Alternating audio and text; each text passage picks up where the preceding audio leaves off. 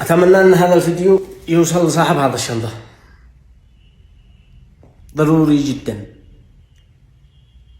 يعلم الله كيف حالة صاحب هذا الشنطة اليوم. طبعا أنا جيت من خارج طوالي أفعل الفيديو هذا وأنشره على ميت صاحب الشنطة هذا. يعني الآن الساعة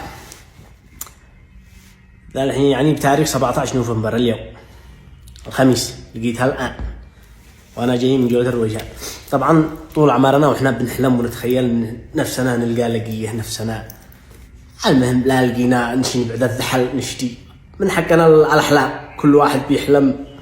على العموم أنا وصلت اليوم لهذا الموصل ولقيت مبلغ كبير جدا، مش أي مبلغ، مبلغ جامد، مبلغ أظن أن صاحب هذا المبلغ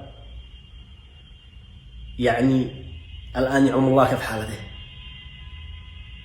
كيف حالته، لأنه لقيت داخل هذا الشنطة ورقة قريتها والله أني كنت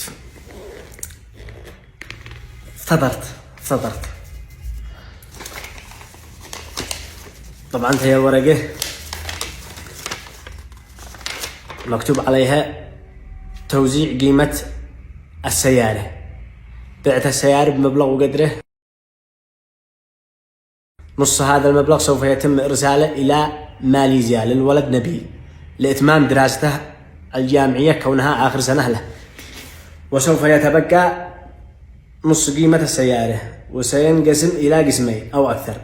أقضي بها ديوني المتراكمة، وما تبقى لي من الفلوس المتبقية سأقضي بها حوائجي وحوائج أهل بيتي.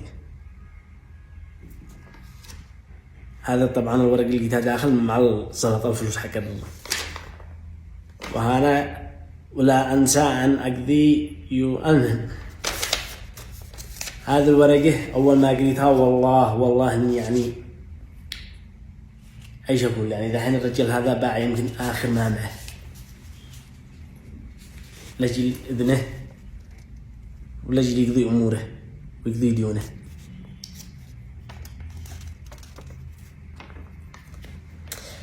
على العموم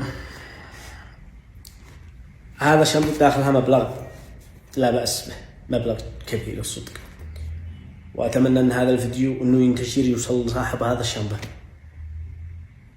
وأتمنى أنه يكون إنسان مؤمن وصبور في المصيبة الذي وقعت له. الآن حين يجيب سر نفسه ضايع شنطته أو يستدي